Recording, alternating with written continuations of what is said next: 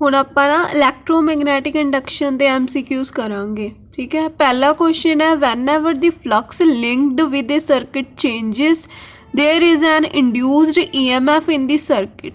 ਜਦੋਂ ਕਹਿੰਦੇ flux change ਕਰਦੀ ਹੈ ਸਰਕਿਟ ਦੇ ਵਿੱਚ ਤਾਂ ਇੰਡਿਊਸਡ EMF ਹੁੰਦੀ ਹੈ ਸਰਕਿਟ ਦੇ ਵਿੱਚ, ਇਹ ਆਪਾਂ ਨੂੰ ਪਤਾ ਹੈ। ਠੀਕ ਹੈ, this EMF in the circuit last ਵੀ ਉਹ ਕਿੰਨੇ ਟਾਈਮ ਤੱਕ ਰਹਿੰਦੀ ਆ, for a very short duration या लॉन्ग ड्यूरेशन, फॉर एवर या as long as the magnetic flux in the circuit changes.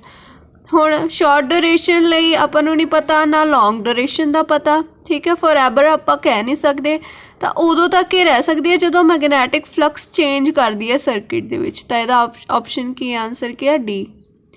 ਠੀਕ ਹੈ, the area of a square shaped coil is, area ਦਿੱਤਾ ਹੋਇਆ ਕਿਸੇ ਕੋਇਲ ਦਾ। ਠੀਕ ਹੈ, its plane is perpendicular to a magnetic field of strength 10⁻³ Tesla.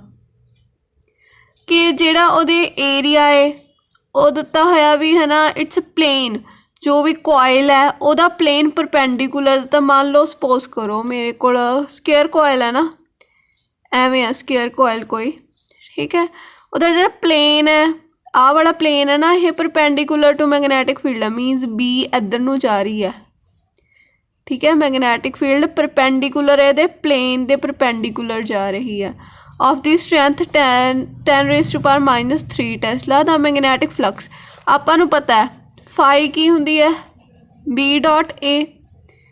ਠੀਕ ਹੈ, ਇਹ ਵੈਕਟਰ ਹੁੰਦਾ ਹੈ, ਧਿਆਨ ਰੱਖਿਓ। ਹੁਣ ਆਪਣੇ ਕੋਲ ਸਕੁਅਰ ਲੂਪ, ਇੱਕ ਗੱਲ ਹਮੇਸ਼ਾ ਯਾਦ ਰੱਖਿਓ ਕਿ ਜਿਹੜਾ ਏਰੀਆ ਹੁੰਦਾ, ਹੁਣ ਜਿਵੇਂ ਇਹਦਾ ਏਰੀਆ ਤਾਂ ਆਹੀ ਹੋ ਗਿਆ ਨਾ, ਆਹ ਲੈਂਥ ਇੰਟੂ ਆਹ ਲੈਂਥ ਹੋ ਗਈ, ਸਪੋਜ਼ ਕਰੋ ਆਹ ਲੈਂਥ ਹੈ L।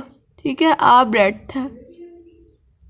ਤਾਂ ਜਿਹੜਾ ਇਹ ਸਕੁਅਰ ਲੂਪ ਦਾ ਏਰੀਆ ਵੈਕਟਰ ਆ ਉਹ ਹਮੇਸ਼ਾ ਉਹ ਪਲੇਨ ਦੇ ਪਰਪੈਂਡੀਕੂਲਰ ਹੁੰਦਾ, ਮੀਨਸ ਜਿੱਧਰ ਨੂੰ ਆਹ ਪਲੇਨ ਹੈ ਇਹਦਾ ਏਰੀਆ ਵੈਕਟਰ ਹਮੇਸ਼ਾ ਪਰਪੈਂਡੀਕੂਲਰ ਟੂ ਪਲੇਨ ਹੁੰਦਾ, ਮੀਨਸ ਆਹ ਏਰੀਆ ਵੈਕਟਰ ਨੂੰ ਵੀ ਇੱਧਰ ਨੂੰ ਹੀ ਹੋਊਗਾ।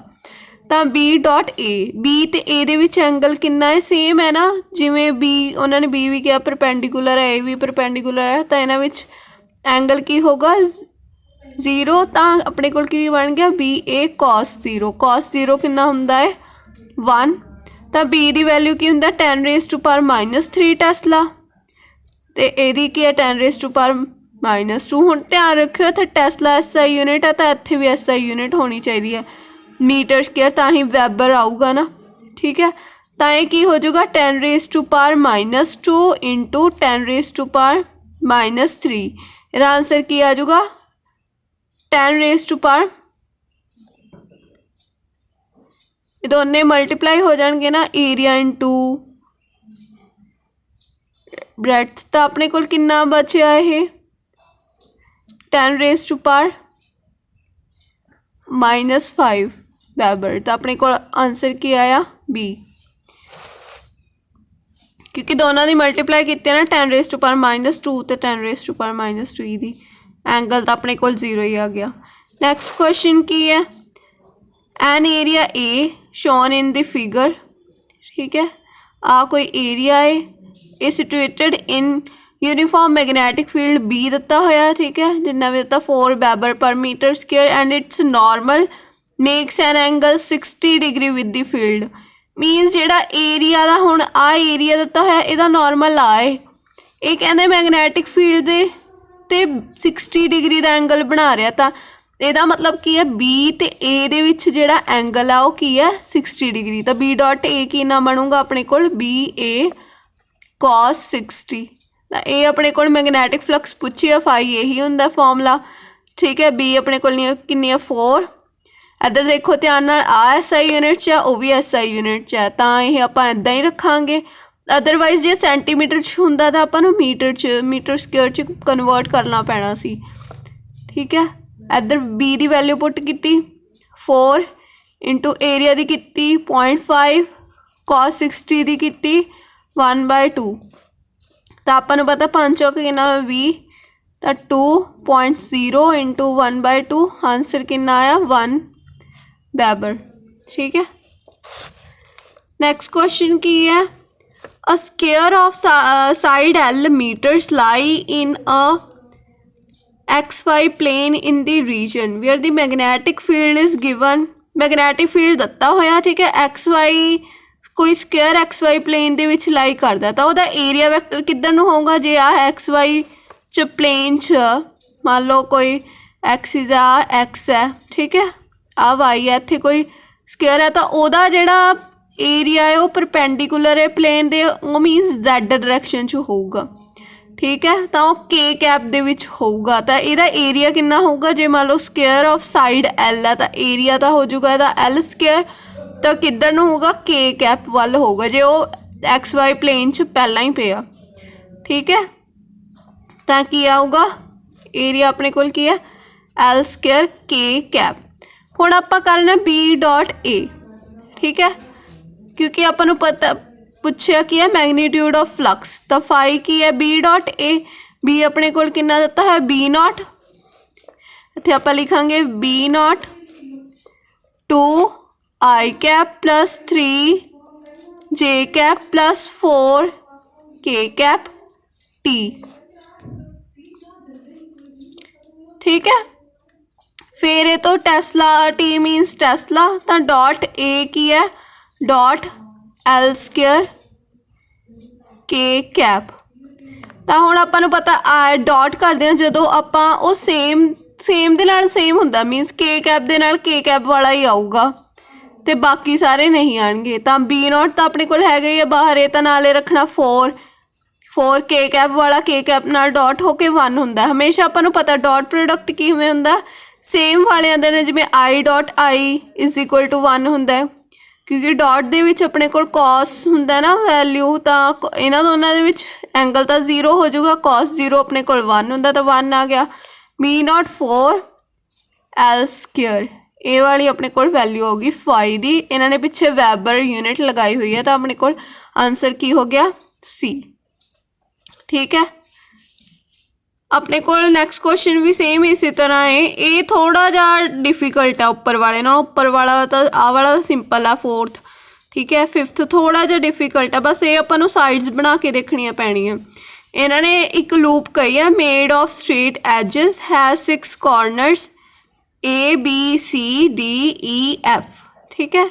अपन 6 कॉर्नर्स देते किसी ओदे लूप दे, है ना, ਤਾਂ ਉਹ 6 ਕॉर्नर्स ਆਪਾਂ ਨੂੰ ਬਣਾਉਣੇ ਪੈਣੇ ਆ ਐਵੇਂ ਜਿਵੇਂ ਆ ਸਾਰੇ ਪੁਆਇੰਟਸ ਦਿੱਤੇ ਹੋਏ ਨੇ ਨਾ, ਕਿਉਂਕਿ x y z 3 ਪੁਆਇੰਟ ਆ ਤਾਂ 3 ਐਕਸਿਸ ਤੇ ਇਹ ਬਣਾਉਣੇ ਪੈਣੇ ਆ। ਫਿਰ ਆਪਣੇ ਤੋਂ ਆਹ ਸੋਲਵ ਹੋਊਗਾ, ਕਿਉਂਕਿ ਆਪਾਂ ਨੂੰ ਫਿਰ ਦੇਖਣਾ ਪੈਣਾ ਵੀ ਏਰੀਆ ਕਿੱਧਰ ਨੂੰ ਜਾ ਰਿਹਾ ਨਾ। ਤਾਂ ਆਪਣੇ ਕੋਲ ਲੂਪ ਐਨੀ ਬਣੀ A B C D E F A। ਤਾਂ ਹੁਣ ਆਪਾਂ ਬਣਾਵਾਂਗੇ, ਠੀਕ ਹੈ, ਡਾਇਗਰਾਮ।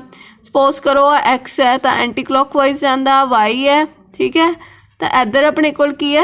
Z ਹੈ। ਤਾਂ ਪਹਿਲਾ ਪੁਆਇੰਟ ਕੀ ਹੈ? A 0 0 0 ਮੀਨਸ ਇੱਥੇ ਆਊਗਾ A 0 0 0 ਤੇ। ਫਿਰ ਉਹ ਤੋਂ ਬਾਅਦ L ਮੀਨਸ x ਦੀ ਵੈਲਿਊ ਬਾਕੀ 0, ਤਾਂ ਸਪੋਜ਼ ਕਰੋ ਇੱਥੇ ਮੇਰੀ L ਹੈ ਵੈਲਿਊ x ਦੀ ਤੇ ਬਾਕੀ 0 ਆ, ਤਾਂ ਇਹ ਮੇਰੇ ਕੋਲ B ਪੁਆਇੰਟ ਬਣ ਗਿਆ, ਠੀਕ ਹੈ। ਥਰਡ ਕੀ ਹੈ? x ਤੇ y ਦੀ ਵੈਲਿਊ L ਹੈ, ਸਪੋਜ਼ ਕਰੋ ਇੱਥੇ L ਹੈ y ਦੀ ਤਾਂ ਇੱਥੇ x ਦੀ L ਆ, ਤਾਂ L 0, ਇਹ ਵਾਲਾ ਪੁਆਇੰਟ C ਬਣ ਗਿਆ ਆਪਣੇ ਕੋਲ, ठीक है। अगला पॉइंट की है 0 L 0 मीनस कल्ली y की वैल्यू L है, तो y की वैल्यू तो इत्थे L सी, तो ये पॉइंट की बनया 0 L 0। फिर उस तो बाद की है 0 L L, तो 0 x की वैल्यू 0 तो y तो z की, सपोज करो इत्थे z की वैल्यू L है, ठीक है, तो इत्थे y की भी इत्थे वैल्यू L होगी, z की इत्थे L होगी, तो आ पॉइंट की बन गया वाला 0 L L, ये अपना E बनया, ठीक है। उस तो बाद F की है 0 0 L, तो इत्थे अपने को F 0 0 L बन गया। तो अपने को केड़ी लूप बनी? A B C D E F F, फिर उस तो बाद A मीनस एक तो अपने को लूप अपने को XY प्लेन च लाई कर दिया, एक अपने को YZ प्लेन ते लाई कर दिया। XY प्लेन वाले दा जिहड़ा एरिया होगा परपेंडिकुलर हुंदा ना, पर एरिया वैक्टर परपेंडिकुलर हुंदा, तो ये की हो जाऊगा? AZ मीनस K कैप वाली डायरेक्शन च हो जाऊगा। एदा की YZ वाला X एक्स की डायरैक्शन हो जाऊगा। मीनस एक अपना area I cap they along हो जाऊगा, एक अपना एरिया किदे अलॉन्ग हो जाऊगा के कैप दे। तो आप दोनों दे एरिया एल स्केयर ऐदा कर लांगे, L square I cap plus L square K cap. ठीक है, ऐदा करांगे तो बी डॉट ए। हुण आप बी डॉट ए करांगे फाई की वैल्यू कड्ढण लई। बी की अपने कोल B not I cap plus K cap, T minus tesla. ठीक है, dot L square I cap plus L square K cap. तो की आया अपने कोल value B not L square plus B not L square. तो अपने को 2b0 एल स्केयर वैल्यू आ गई। मीनस अपने को आंसर आ गया 2b0 एल स्केयर वैबर पिछे यूनिट दती हुई है। ठीक है, ऐदा सॉल्व करने हैं।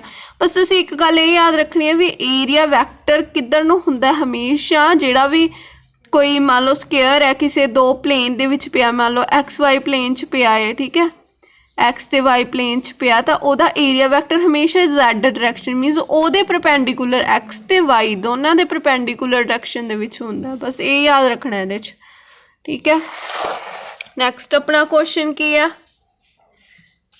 Next question is an EMF is produced in a coil which is not connected to an external voltage source.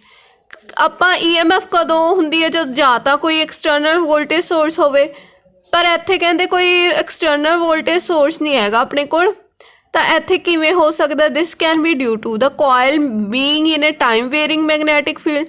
कोई कॉइल रखती, सपोज करो आ कोई कॉइल है, मैं इदा सोलेनॉइड कुछ भी रखता। ठीक है, इदा कोई कॉइल है, कई बार इदा भी कॉइल ले लें आपां, वो आपां टाइम वेयरिंग मैगनैटिक फील्ड दे विच रखती, या आपां कॉइल मूव कराती in time varying magnetic field, या आप कॉइल मूव कराती इन कॉन्सटेंट मैगनैटिक फील्ड।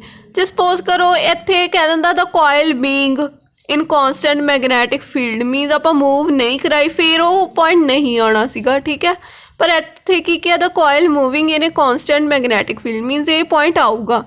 तो इत्थे आ भी टाइम वेयरिंग दोनों टाइम वेयरिंग मैगनैटिक फील्ड चाहे कॉइल वो होवे चाहे मूव कर रही होवे, तो ये पॉइंट करके भी EMF प्रोड्यूस होंदी। मीनस सारे पॉइंट हो गए तो ऑल ऑफ दी अबव। बस ये तुसीं ध्यान रखना है।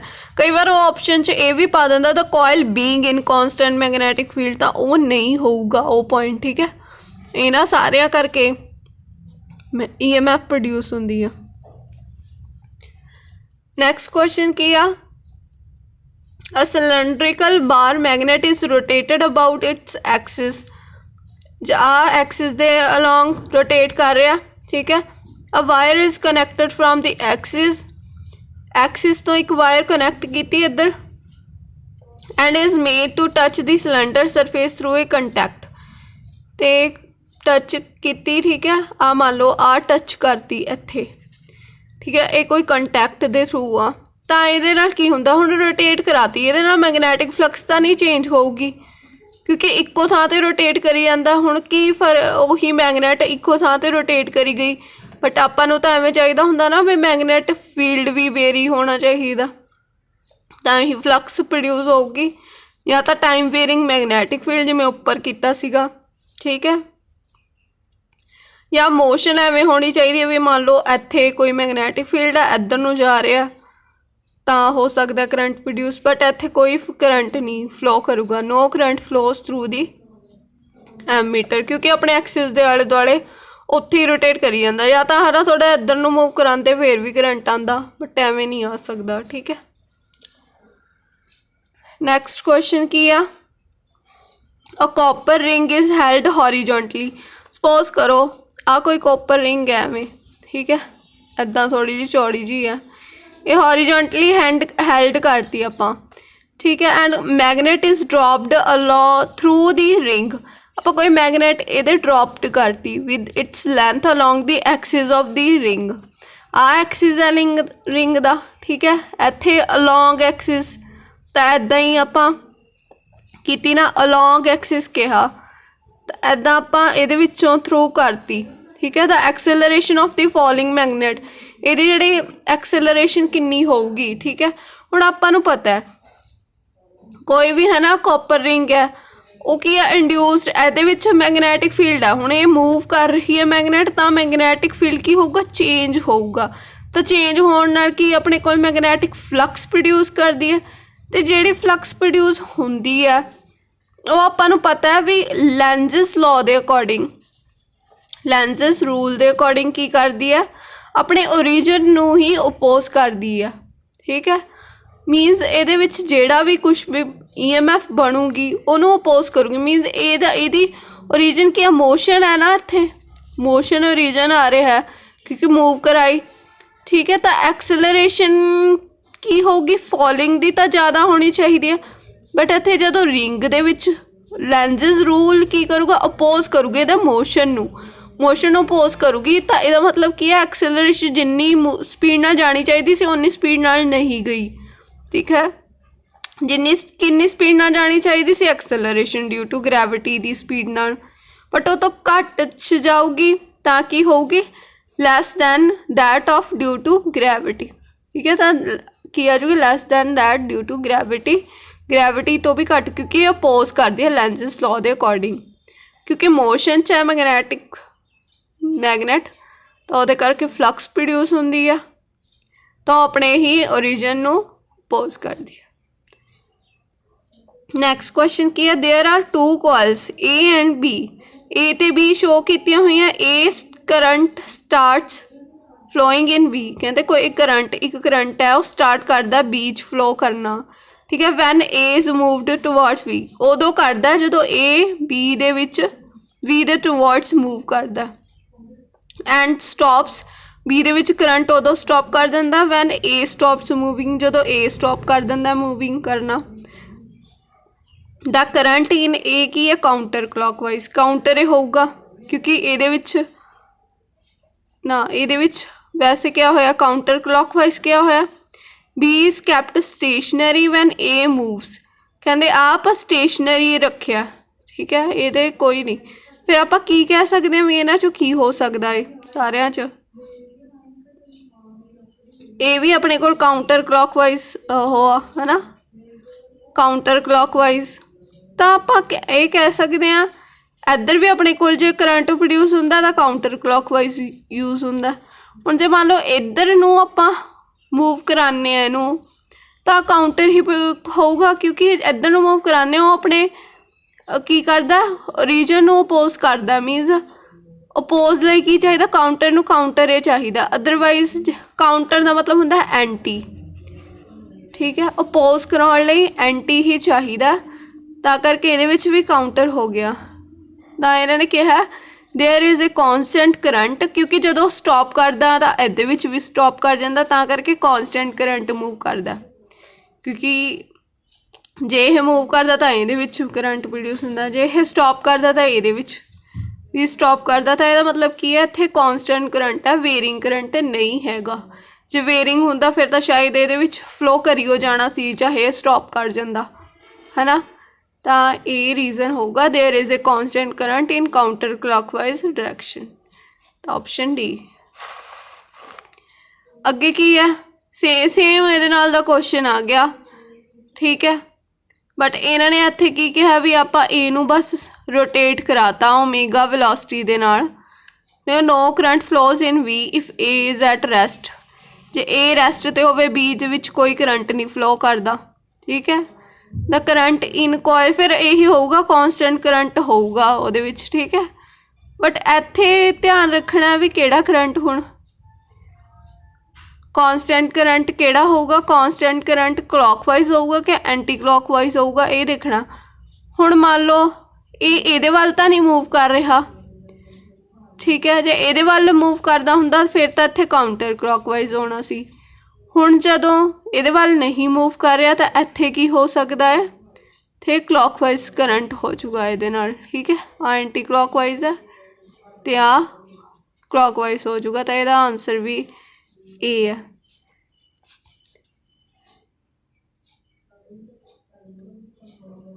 ਇਹਨਾਂ ਨੇ ਕੀ ਪੁੱਛਿਆ, ਦਾ current in coil A when the current in B is counter clockwise.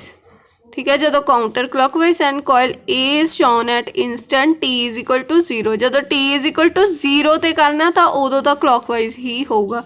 जे मान लो T इज इक्वल टू 0 तो बाद विच कर सकते सी, फिर शायद काउंटर हो सकता सी, वो भी तां जे मान लो A नूं इधर नूं मूव करांदे, ठीक है, जे मैं उपर करवाया सीगा।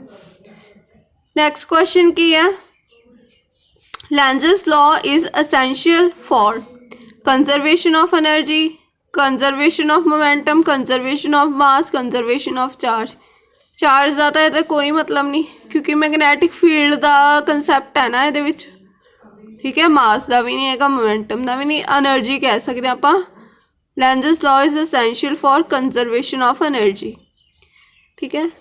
The self inductance L of a solenoid of length L and area of cross section A with a fixed number of turns and increases L।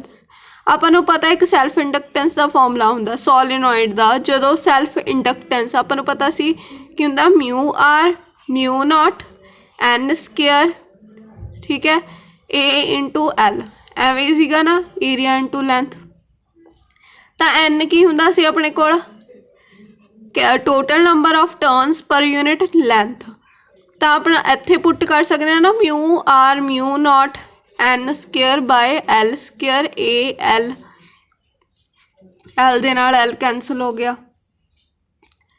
ਤਾਂ ਇਹਦੇ ਵਿੱਚ ਕੀ ਹੋ ਜਾਂਦਾ, ਇਹਨਾਂ ਨੇ ਕਿਹਾ ਵੀ ਆਪਾਂ ਸੈਲਫ ਇੰਡਕਟੈਂਸ ਦੇਖਣੀ ਆ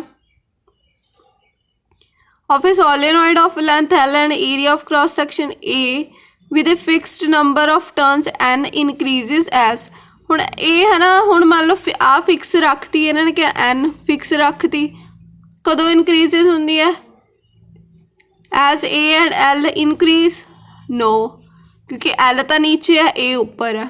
ਆਪਣੇ ਕੋਲ ਐਵੇਂ ਹੈ ਨਾ, L is proportional to A by L, ਤਾਂ A ਇਨਕਰੀਜ਼ ਹੋਣਾ ਚਾਹੀਦਾ, L डिक्रीज़ होना चाहिए, ਤਾਂ ऑप्शन की है B, तो ये ऑप्शन होगा। बाकी क्वेश्चन आप फिर अगली वीडियो च करांगे, ठीक है।